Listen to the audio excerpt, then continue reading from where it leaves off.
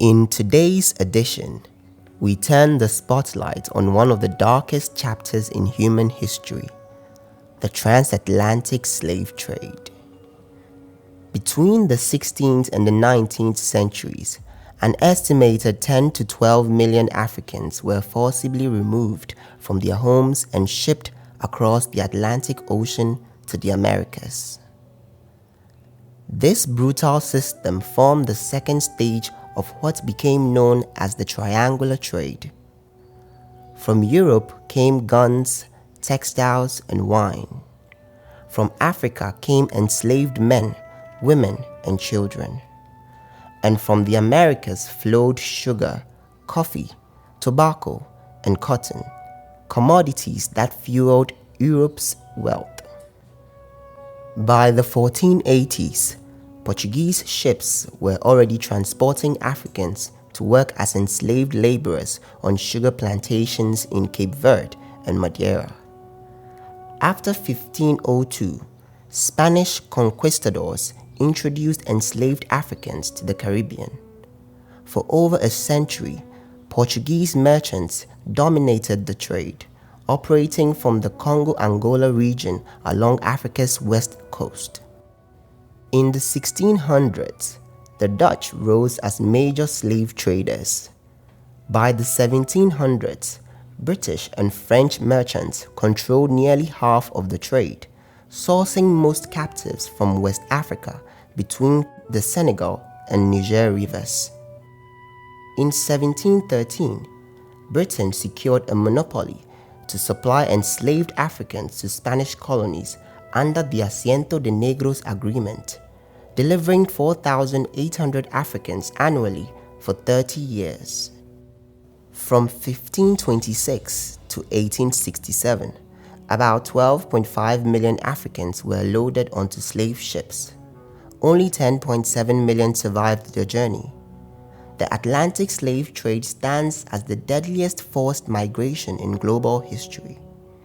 Nearly 3/5 of all enslaved Africans were transported during the 18th century alone. The Middle Passage was a journey of terror. Africans were packed naked into suffocating holds, chained, starved, and beaten. Voyages stretched over 5,000 miles, lasting weeks or months.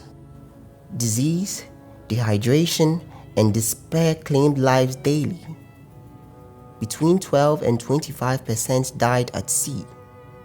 In 1781, aboard the ship Zong, over 130 Africans were thrown overboard so owners could claim insurance, yet resistance endured.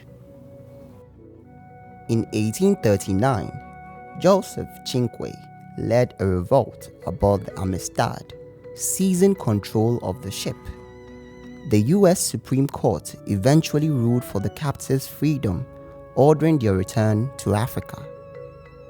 Over 90% of enslaved Africans were sent to the Caribbean and South America. Only 6% arrived directly in British North America. Yet, by 1825, the United States held 1/4 of all people of African descent in the Western Hemisphere. Unlike elsewhere, the enslaved population in the US grew naturally, despite brutal conditions. Africa paid a devastating price. Communities were torn apart. Economic development collapsed under fear and violence. The young and able were taken, leaving behind the vulnerable. The transatlantic slave trade is not just history. It is a legacy we must confront. On the night of 22nd to the 23rd of August 1791, in Saint-Domingue, today the Republic of Haiti, saw the beginning of the uprising that would play a crucial role in the abolition of the transatlantic slave trade. Denmark was the first nation to abolish its trade in 1803. Britain and the United States followed in 1807, with the US ban going into effect in 1808. By 1836, the Dutch, French, Spanish, Brazilian, and Portuguese governments had also abolished their trades. It is against this background that the International Day for the Remembrance of the Slave Trade and its abolition is commemorated on 23rd August each year.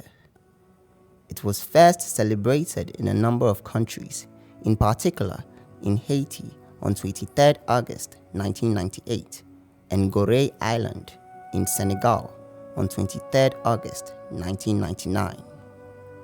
This International Day is intended to inscribe the tragedy of the slave trade in the memory of all peoples.